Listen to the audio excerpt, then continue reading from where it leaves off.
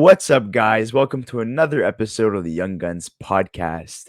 Well, guys, for all the haters out there that said that Kirby Dach was not going to live up to the hype after being traded from the Chicago Blackhawks to the Montreal Canadiens, the redemption tour is on, baby. Kirby Dach this season in 21 games, 17 points, 4 goals, and 13 assists, currently playing on the top line with Cole Caulfield and Nick Suzuki, who are not too shabby, if you ask me. And a lot of people are bringing up the question of, did the Chicago Blackhawks give up on Kirby Dach too early, despite getting a top prospect at 13 overall, like Frank Nazar? So, Luca, take it away.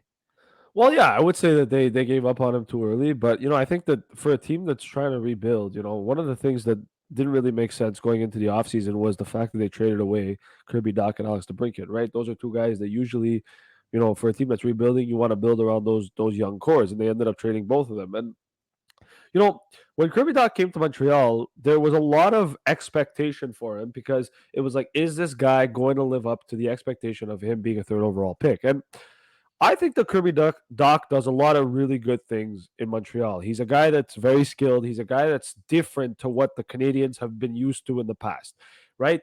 He's very, very, very skilled. He's one of the most skilled players I think I've ever seen on the Montreal Canadiens.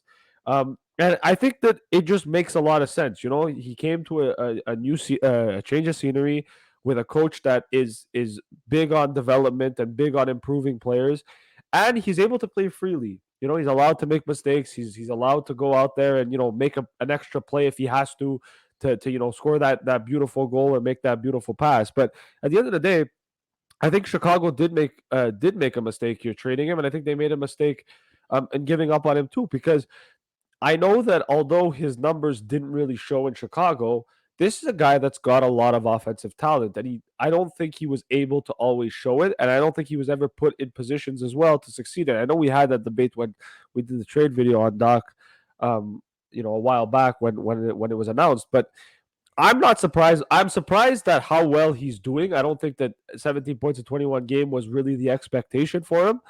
But I'm not surprised seeing how well he's progressed, because I kind of expected that from him. I expected him to come in here and have a career year and be a big staple for the Montreal Canadiens. But he's done more than just have a career year. He's on pace to shatter his career totals by a long shot. And this is a guy that, if he continues playing with Suzuki and Caulfield, and if those guys can really develop chemistry, that could be a line that could tear teams apart for the next 5 years. So that's something to look at for sure. But he's been great, and I think for Chicago, you know, yes, they drafted Frank Nazar, but you traded away a 21-year-old centerman, who's playing on the wing now too, but a 21-year-old centerman for a guy who's not really proven. I know Nazar was high and people were high on him, but he's not proven, right? And if he comes into the NHL and doesn't do that great, well, then you drafted a guy in Frank Nazar and traded away arguably an elite player in Kirby Dach, who has the potential to live up to the third overall hype that he was drafted at. So that's how Well, I look, Frank Nazar, one of the fastest players in his draft class, yeah. and he has an amazing compete level. He is smaller, he's 5'10" at around 180 pounds, right? But you look at Yeah. a guy like Kirby Dach, a lot of people are saying, well, if he continues to play so well on this first line, is he going to be a top line centerman? Well, I think that the long term plan is for him to be a centerman, but if he's going to be producing at this rate, maybe there's somewhat of a conversation that has to be had essentially with management and discuss maybe it is best for him to be playing on the top line as a winger. You know, as of right now, he's on pace to actually, demolish, Yeah. his season high of 26 points in 70 games, which was last season in 2021, 2022. Um, he had 23 points in his rookie season, 2019, 2020. 2020, 2021, 18 games, he only had 10 points, which is not bad if you look at, the ratio. But, he's finally where he's supposed to be playing at. Drafted in the first round, third overall in 2019 by the Blackhawks. Like, the expectations were high, right? And it was a blockbuster deal. A lot of people are like, oh my god, this kid. I'm like, he hasn't really been panning out, and we all know Montreal's luck in terms of third overall picks. Kotkaniemi and Galchenyuk, right? So people were, kind of scared of what Kirby Dach, and there was some injuries that slowed him down, especially at the World Juniors when he played for Canada a couple years ago. So, there was that to take into consideration, but you have to look at it as a whole, right? Like we said in our trade video when the trade happened, Kirby Dach was in a situation where the Chicago Blackhawks were on a decline, and Yeah. there were a lot of issues in the organization, and the changes had to be made.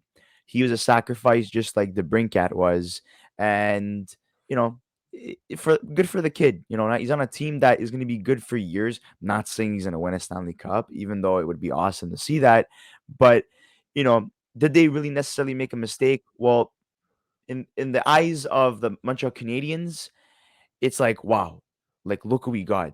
We're happy with this trade. In terms of Chicago, it's like, who gives a crap? We're just like rebuilding, whatever. So, I do believe that Kirby Dach will continue to succeed. The redemption tour is far from over. Um, how many points does he finish with by the end of the season, Luca? Well, I don't know. I at the if you would have asked me this question at the beginning of the season, I would have said like 40. Right? My high was like, okay, he'll be a third line center for the Habs, maybe a second line center. He'll get between 40 and 50 points, and that's kind of where I thought his ceiling was. Seeing how well he's played with Caulfield and Suzuki, and just seeing how well the Canadians have been, and I don't want to overhype the Habs because I know that they're not supposed to be where they are, and I think they've had a lot of luck as well to get to where they're at this season. I'll say I could see him getting 60 points. And I know people might turn around and say you're crazy or what are you talking about? Kirby Dach's not going to get 60 points. I just think that if he continues playing with Caulfield and Suzuki, that's kind of your expectation is it's going to be around there. But I don't know. He's had a good start. It's very possible he declines. It's very possible that he starts to fall off. But even when he wasn't scoring points for the Canadians this season, he just looked good. And I don't think there's one game where I've looked at it and said, "Oh my God, Doc's played like shit." Like every game I've watched of the Habs this season, Doc's been active. You know that he's on the ice. You know that he's making a play. You know that he's creating chances and making his teammates better.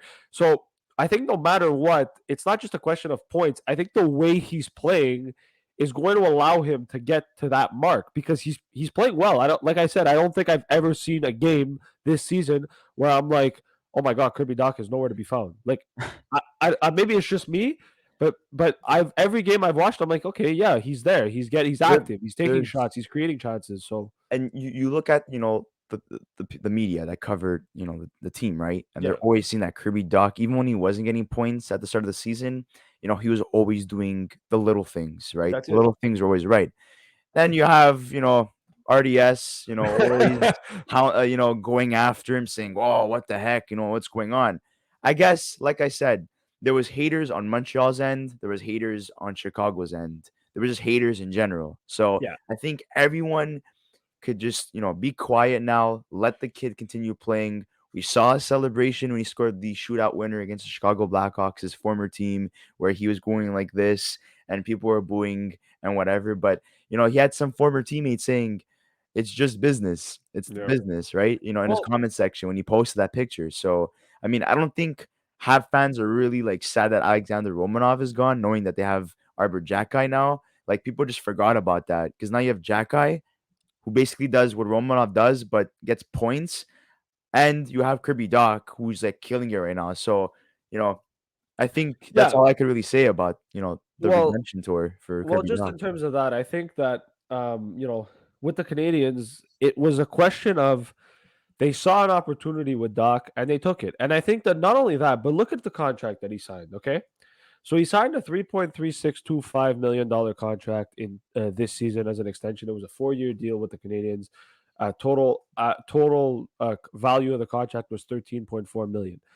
To me, that's a contract that you give to a third line centerman, right?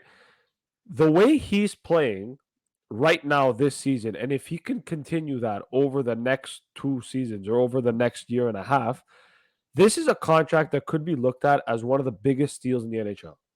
And look, I know that it's really, really early, but you got to take into consideration that, again, I know that they paid him for what he did and not what he was expected to do. But even at that, okay, if he hits 60 points this year and then next year he goes and he hits 70, let's say, right, playing with Caulfield, playing with Suzuki, that's going to be one of the biggest contracts, like biggest deals in the NHL. And I think that Kent Hughes has done a really good job But yeah, at not only making trades, but I think signing contracts that are A, reasonable, but B, that can look like absolute bargains in a few years' we time. have to take into I know that the consideration that Kent Hughes was a yeah, agent, right? So he knows, how to communicate, with players in terms of trying to reach I'm just a curious to fair see how much. deal or trying to Yeah, maximize on a deal, try to get as much money as possible. I'm just curious to see how much Caulfield gets because that's going to be interesting. But Yeah, even it's at gonna be that, interesting. That's I think another topic for another time. yeah, which exactly. But I think like just continuing with Doc for like one little last statement that I want to say is, to me, I always liked him in Chicago. I watched him a little bit in Chicago. I watched some of his games, and I'm like, this guy's got so much talent. He just has to find a way to put it together. And I think in Montreal, it just works.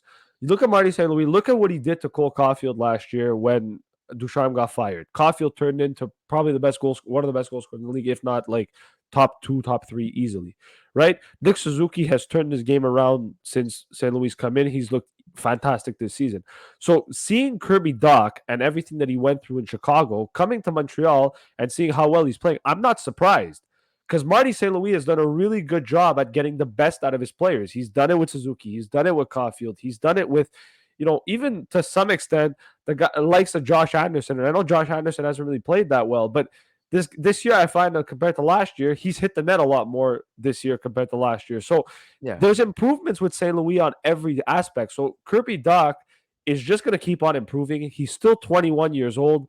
Like this is a kid that in 3-4 years time we could be talking about Montreal's 1-2 punch of Nick Suzuki and Kirby Dach. And if they get lucky and drop points this year, they may even get, the chance at a Mitchkov, Fantilli, or Bedard. But, you know, just to have that as your potential future, I think is huge for the Canadiens. So yeah. uh, we'll see what Doc continues to do towards the end of the season. But honestly, I'm very excited. I love watching him play. He's one of my favorite players in the on the team Yeah, this year. very exciting, big body. It's always nice to see him, Yeah, be able to move the puck, cover the puck with that huge frame. So, and, yeah, and obviously, get points. It's really good to see. And, I do believe that he will reach that 50, 60 point range this season. And, yeah, I do believe that he will, capitalize eventually on a new contract if he continues playing this way.